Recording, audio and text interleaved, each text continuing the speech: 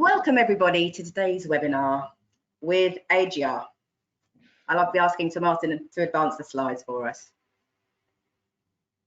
Hi everyone, thank you for joining today, and I'm looking forward to giving you a bit of an overview of what AGR can do and how it's worked with many businesses running similar systems. Cool. You go to the next slide.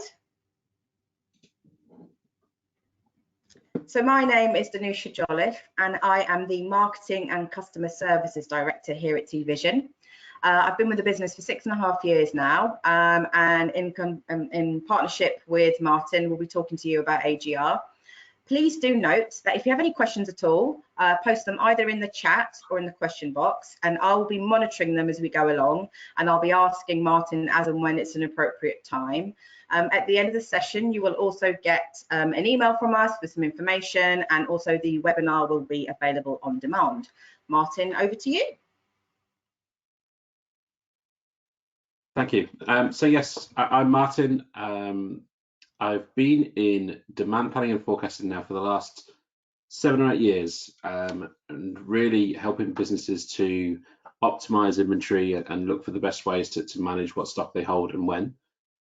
So today I'm just going to run through a bit of an overview of kind of why you should do that and what the benefits are to doing that and working with AGR.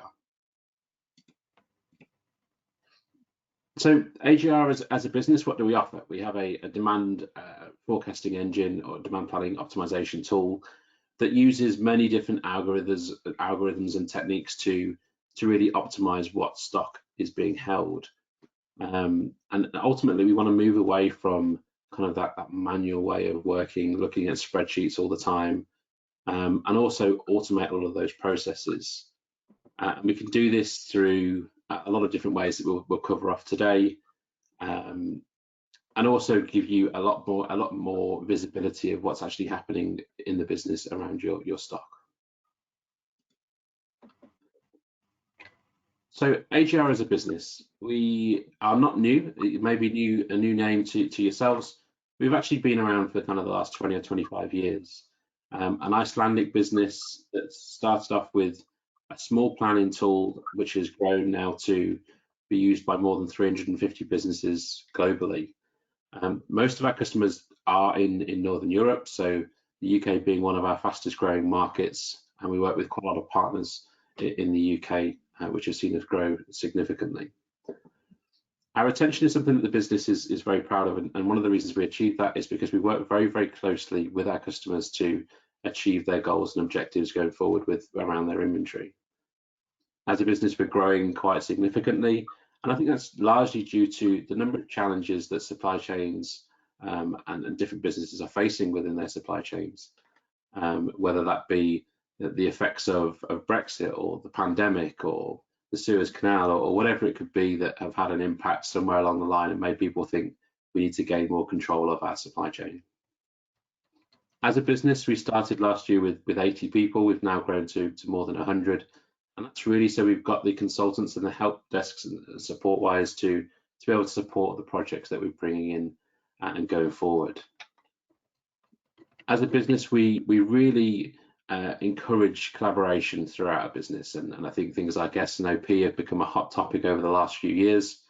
And because of that, we want to encourage as many people in the business to use AGR. So whether that be from a purchasing or procurement side, or whether that's on a finance or from a sales side or from an operations side, to really have visibility of what's actually happening.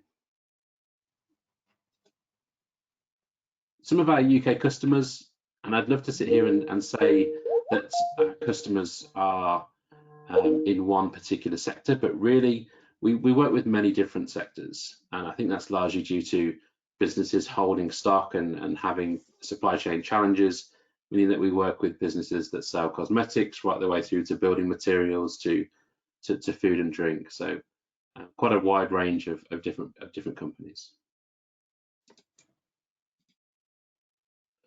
One thing that a lot of our customers do have in common though is that more than 75% of our customers are running some sort of Microsoft ERP system, which is where our partnership here has come in. So because of this, over the last 20 years, AGR have worked with so many businesses running Microsoft.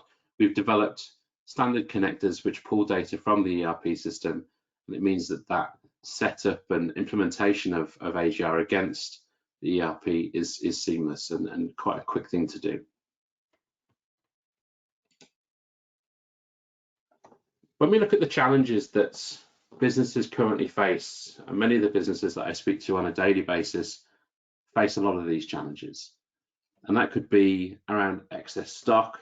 And by excess stock, I don't mean we sell 20 a week and we're holding 30. I mean, you've got significantly more than the business actually needs you to hold. So one thing we'll do at AGR is take into account things like MOQs and lead times. And if any of those factors mean that you're holding more stock than maybe somebody would suggest, then actually we don't class that as excess. That is stock that's held strategically. Maybe it's because you want to achieve high service levels, or maybe because you have long lead times. That is different to what we're saying by excess. But excess stock is where we're holding too much of a particular product or group of products, and therefore it's limiting us in other areas. Maybe we can't invest in stock in other areas. Service levels have become more and more important. I don't think they've ever been more important than they are right now. And I think a big part of that is because customers have this expectation of, I order something today and I want it either today or tomorrow. It's something that a lot of people, unless you have the luxury of being maybe a brand like Apple, where actually we haven't got this computer today, well, I'll buy one of your other products. In most cases, it's a case of we don't have the product today and the customer goes elsewhere. So service levels have never been more important, and it's about how we can maximize the opportunity to have the highest service levels out there. We see a lot of stock in businesses now, and I think because of that, it's tying up a lot of capital in stock that potentially is the wrong stock to be holding. So we see a lot of businesses where they want to rebalance their assortment and actually hold maybe more of their high impact products and less of those items that are just creating a very long tail for the business and potentially not making much money. Another area we see is efficiency. So a lot of businesses have ERP systems that do so much for them now, but still find a couple of things that they end up working outside of their systems on. And this is typical of demand planning and forecasting, looking at stock. So with AGR, we're able to automate a lot of processes and really just highlight to the businesses that we work with the items that are causing them an issue. Maybe it's because they're going to run out and they need to get an order placed, or maybe it's the opposite and they've got far too much stock and we're saying, can you push this order back, or don't order any more stock on this particular item? And all of these things aren't then helped by constraints that suppliers put on customers. So it might be that you have to fill containers or meet minimum order quantities that can cause complications within what needs to be ordered and when.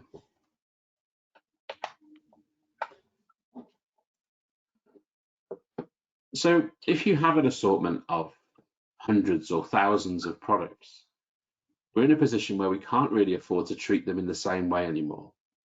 And I think what you can see on this slide here is that if a business had average sales of 100 units and a minimum order quantity of 20, the lead time was 5 days and you had 150 in stock, any of these graphs could show you how much and how that product is performing. So if we look at the middle graph, the orange one, where we've got, it's true that the demand is 100 units a month, and it's really nicely split. And if all products perform like this in your business, you probably don't need an AGR. But if you're in a business where you see any of the others, maybe it's like the green one, which is trending, maybe it's a new product that you've introduced and demand is going up and up and up, and you're trying to track it and measure how much stock you're going to need. Maybe it's a bit more like the bottom left blue one, where you're seeing maybe more of a seasonal profile, where demand goes up at certain points in the year and then comes back down again over the rest of the year. Or it could be something that's very lumpy. Maybe it's a product that one of your customers buys in a big quantity and then nothing for a few months and then a big quantity. Again, if we treated them all the same, then we would hold 100 a month, and the 300 quantities that are being ordered there, you would never have enough stock for. Or it could be the bottom right, where we see a massive spike at some point in the year, and all of a sudden the system thinks we should hold an equal amount across all months to manage that spike. So it's really a case of one rule doesn't fit all when it comes to managing inventory anymore.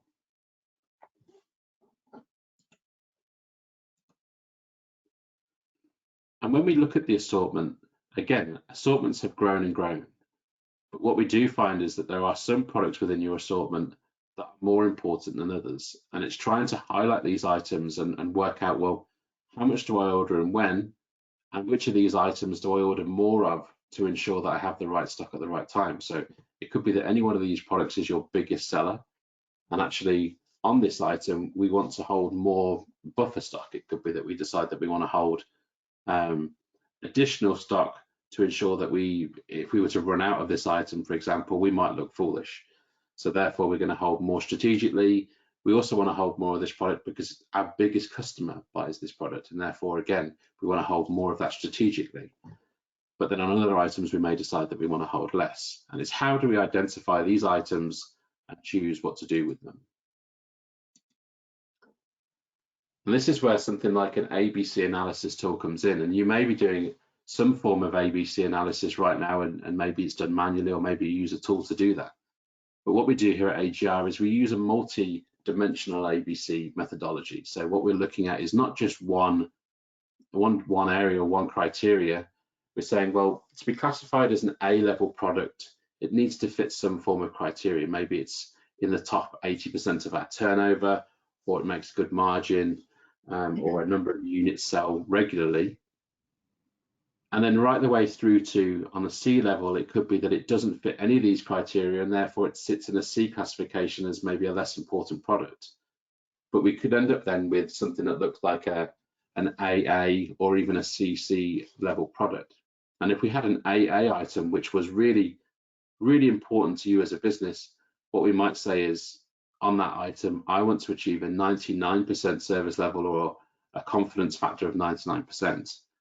And by doing that, what we're looking at is, well, we've got a long lead time, we've got a big MOQ, but then also we want to achieve a high service level. And because of all of those factors, we're deciding, well, this is how much stock we need to hold on this product to achieve that. Now, doing that on 50 or 100 products might not be too difficult to do manually, but as soon as we get into the hundreds and thousands of SKUs, it's very, very time consuming and nearly impossible once you consider all the factors.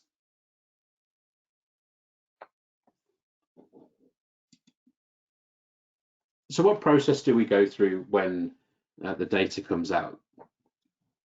The first step is that the data comes from your ERP system and into AGR on a daily basis.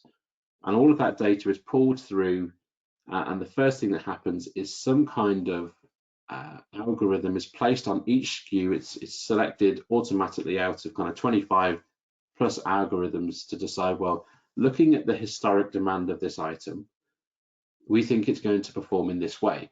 So we utilize that data as well as anything that you know as a business. So it could be that you know you're running a promotion in a certain month. It could be that you know that you're a very seasonal business, and it would see that from the data that there's some kind of seasonal pattern, and therefore we would see uplifts in demand, and that would be part of that statistical forecast.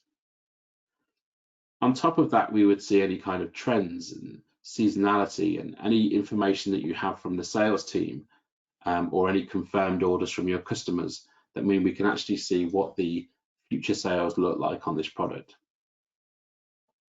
Once we've got to that point, we can then highlight anything that is out of the ordinary. So we start selling this product, and all of a sudden we see that demand is much, much higher than we expect it to be, or maybe it's much lower than expected. AGR will highlight to the users, demand is much higher than expected, or it's lower than expected. Can you review this product? And you can go in and you can see, okay, what is it that's causing that? Is it, I can see this customer hasn't bought as much of this product this month, or maybe we've had a new customer which is buying a large quantity of a product. On the other side, we might see this item is on order, but actually sales have dropped off. And we can start to manage our existing orders. We can see, well, based on this, we don't need this order to come when we originally asked for it to come or expected it to come. Can we push that order back? We might want to decide to pull another order forward, for example. or we need to get an urgent order on now for a particular product. Once we've done this, we can then start to plan across the business, and we can see, okay, well, how much stock is it that we're going to need to hold at what point? And we can see that at a very high level. So from an S&OP point of view, we could see by product group or by location how much stock we were going to need to hold and when, what the forecast looked like, and we can make enhancements to that at that top level, and it would then push down to each individual SKU. So if we knew this year we were planning to grow by maybe 10 or 15%, we could apply that at a top level, and it would go right the way down to a SKU.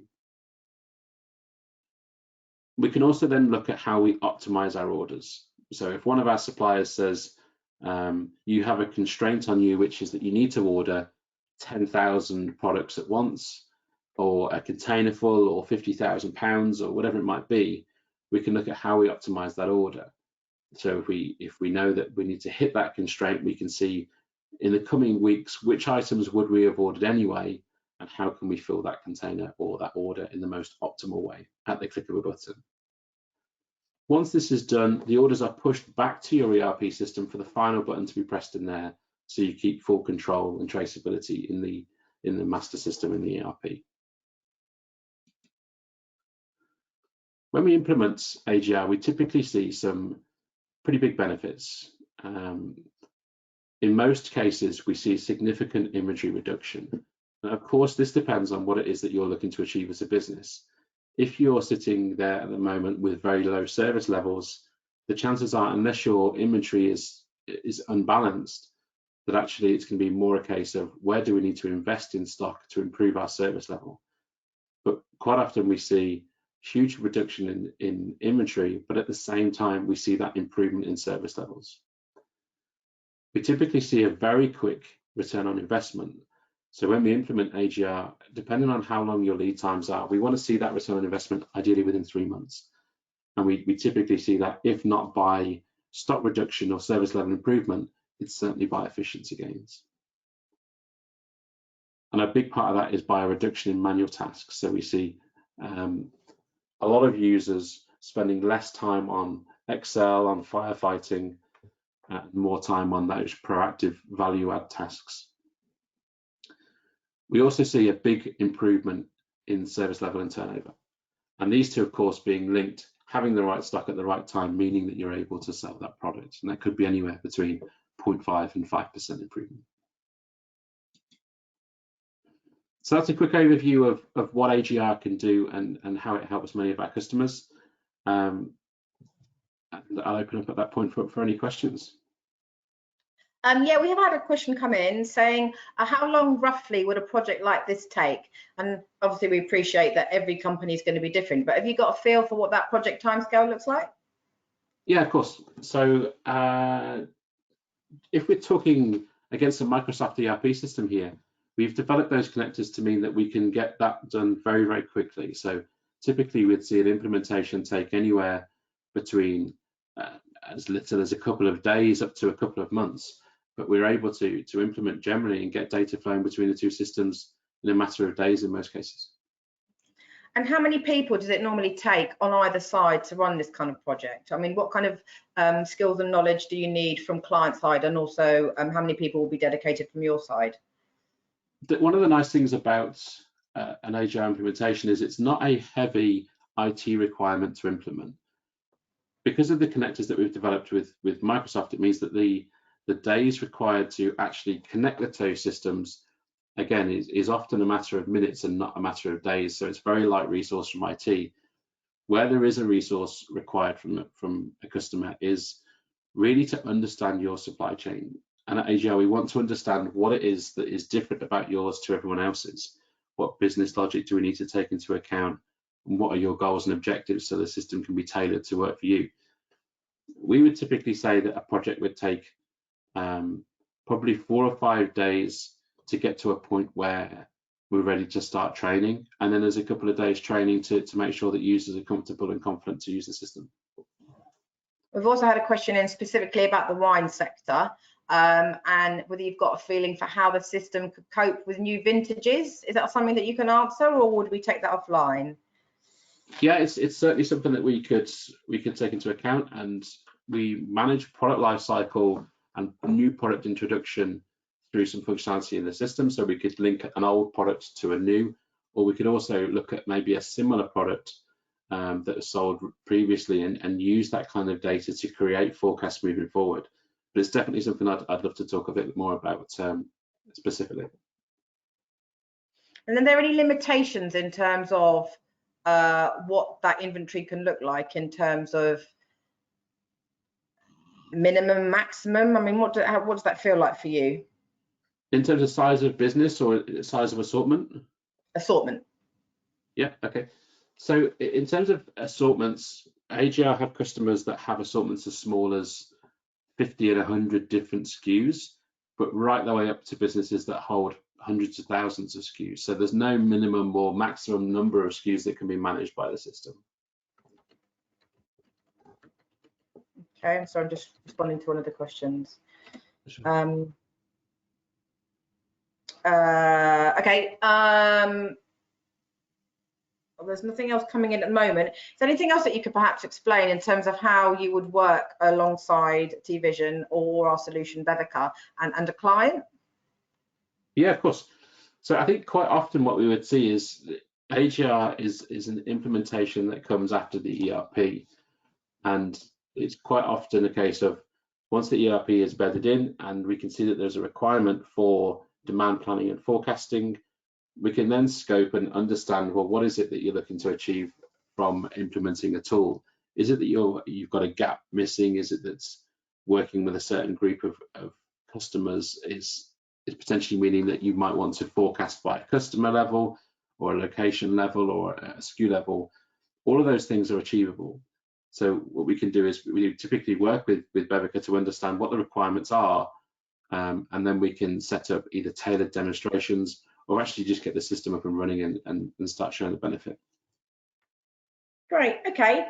There's nothing else coming just now that I can see. Anyone else, any more questions before we sign off? No, so for the time being, that looks like it's it. So we will be sending out an email after this with a copy of your slides, and we can pass on contact details if anyone gets in touch. Thanks very much for sharing all the information with us today, Martin. It's been really useful, I know, to us and our clients. So thank you very much, everybody, for joining today. Thank you for joining. Thanks all. Thank you. Bye-bye.